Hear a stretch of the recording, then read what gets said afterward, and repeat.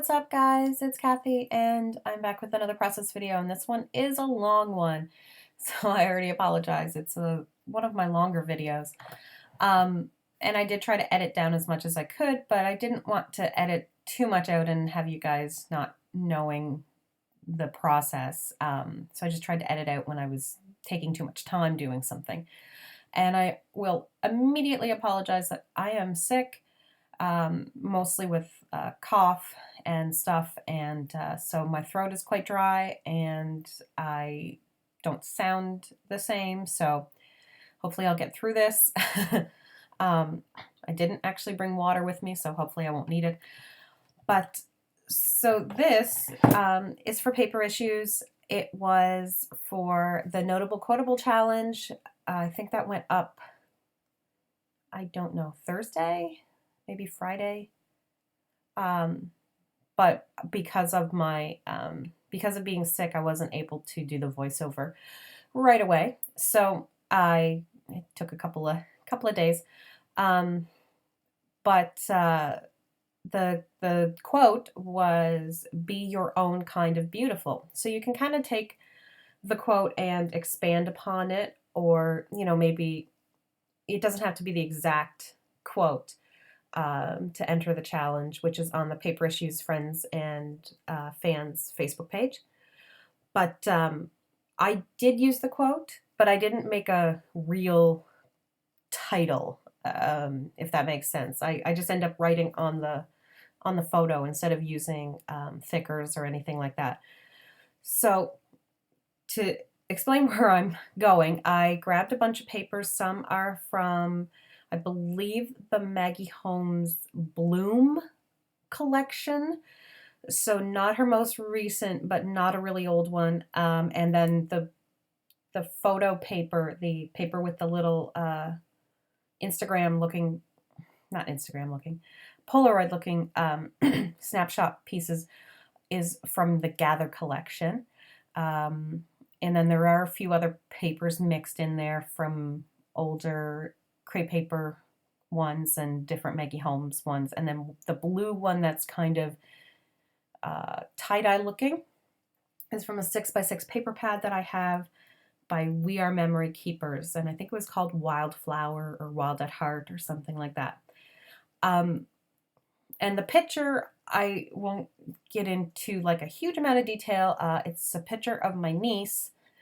I was more inspired by the quote to do this than anything else, because I don't normally scrap pictures, because I don't know what I would do if I would make like a whole album for her or something. I don't have a lot of pictures of her, just because my sister mostly takes pictures of her. I'm not always around for the big events. So anyway, in the end, I may put this in a shadow box for her. One of the things, though, and I had to try to keep it at a minimum and remember, was she does not like pink. She's not a pink girl. And of course, like every collection has pink in it. So I tried to keep a little bit, not too pink, but I can't get away from it because I do like pink. She's also not like a flowery girl either. She kind of reminds me of me as a teenager. She's a bit more like kind of gothy and stuff like that. And this picture was taken when we were in Edinburgh on our trip, and my sister was taking pictures of her, and I snapped one just on my phone. And I mean, it wasn't the best quality. And then I had fun in some editing software called Pixelmatic. It's like really weird. Pixeler-O-Matic, that I've downloaded a long time ago. It's a free software, and there's so many filters and different things. And one of them that I did to it, I think it was called like Daydream or something, and it made it all like yellow and purple and stuff. And I just loved the effect. It just looked really fun, and I was like, okay, I'm gonna go with that. So that's why the picture looks not normal, is because I've put effects on it. So I took like I took some watercolor in kind of a peachy, just to bring out some of the colors from the Gather collection. And then I put some turquoise teal, the Heidi Swapp teal color shine over top. But I didn't let the watercolor dry first. I kind of wanted it to blend a little, and just kind of make an interesting background to it. So, but of course, then I got impatient. I didn't want the dark teal, so that's why I put the paper towel over top to let it dry. I originally was going to do just the Polaroid sheet as a sheet, and I didn't really like that, and it wasn't letting me use all the Polaroid ones that I liked, all the colors that I liked, so I cut them out, and kind of am making this haphazard background. And I do have to add in a bit more of the watercolor because I never outline where my stuff is, so that I can kind of make sure my mixed media goes in the right place. I'm notoriously bad for just jumping the gun, so I did, as usual. And so that's why I had to keep going back and redoing it. So I'm just taping them all down, making sure they stay. But I want them to be all not perfect. So I really like how that looks. And I am going to pop this all up on one of those thin pieces of fun foam. And I showed at the beginning a stamp, but I accidentally, it's in the wrong packaging. So it looked like I was showing you, I think, like a crepe paper Oasis or a Dear Lizzie stamp, but it's actually a Pink Fresh Studio stamp, and it's my favorite stamp. It's like a big piece of different patterns all in one. And I'm just going to go around, and I don't want it perfect. I just want all this kind of funky Aztec kind of looking pattern detail around it. Just kind of messy, kind of graffiti looking. I really like how that looks. So this is different for me because I don't always, like the last, I think, two videos that I've done some sort of mixed media or something on them. Oh no, the first one was crepe paper. I've been doing, and the next one had mixed media, and then this one had mixed media. So I'm kind of a bit on a kick of doing stamping and mixed media and different things. I don't know what's with me.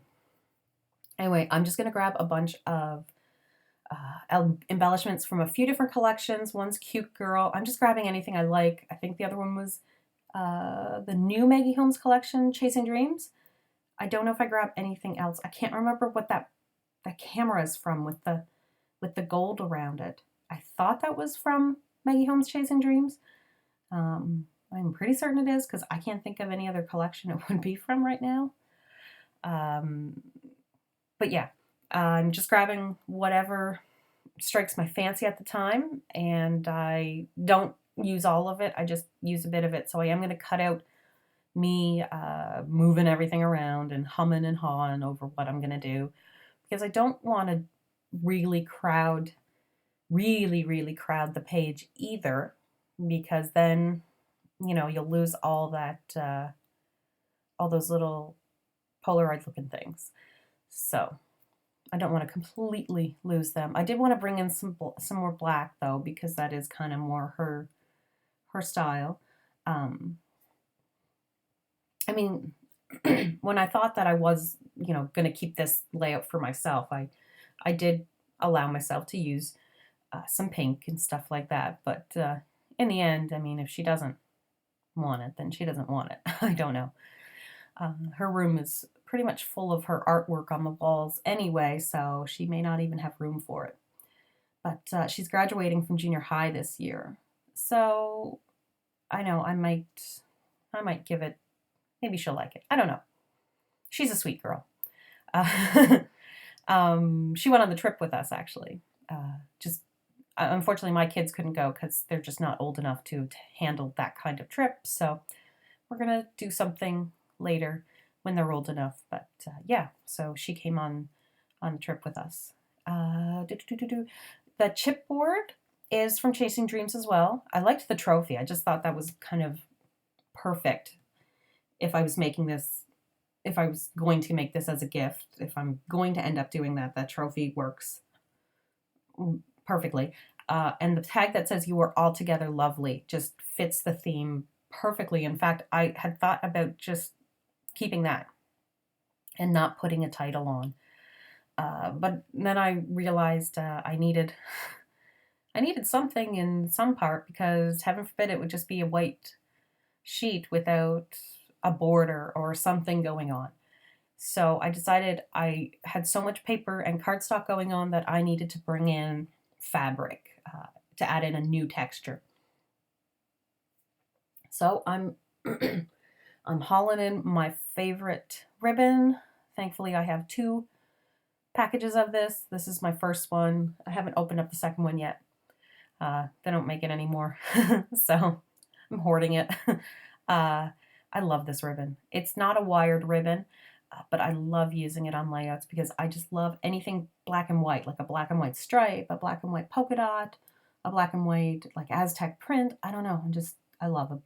So I really wanted to bring that in. I'm popping all the others up so that they're sitting well, because there's a knot underneath there, and I am going to put some glue on that knot, and I'm going to put some staples in to get in some kind of, metal, kind of grungy stuff going on, just because that would be more suited to her personality.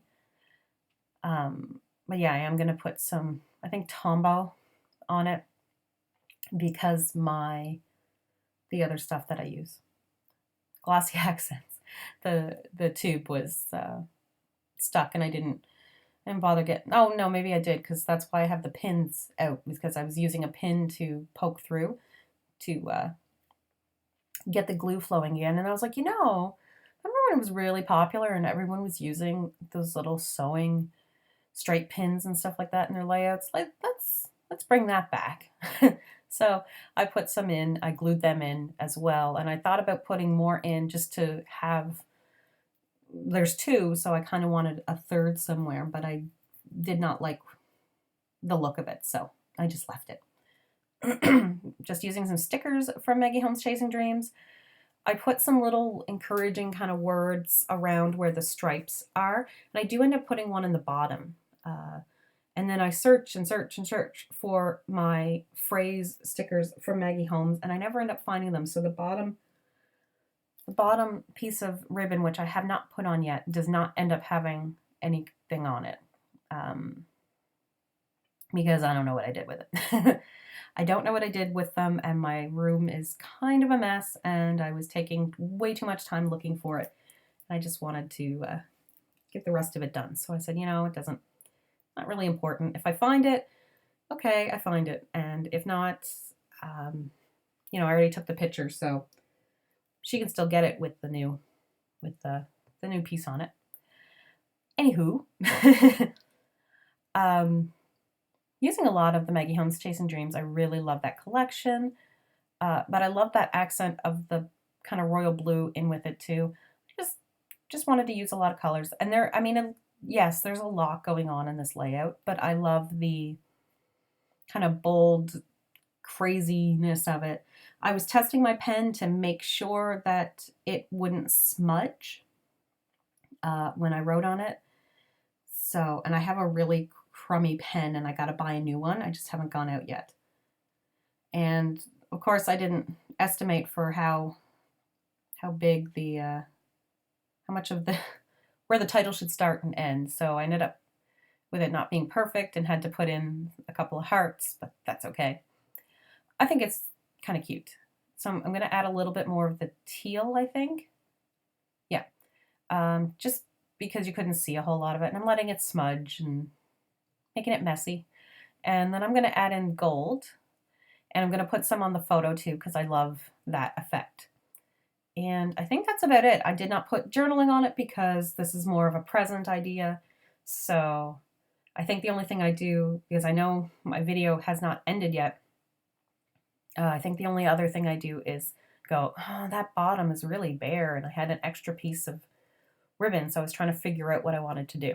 So this is where I decide to put in my third piece, which makes sense because now there's a triangle of 3 strips of this ribbon. Now, of course, there's the bow too, but it's kind of on its own different level. So, and you can see that YOU in the gold that was there for a second. That I was going to try to write beautiful, but I just didn't have small enough letters to write the B and the tiful part.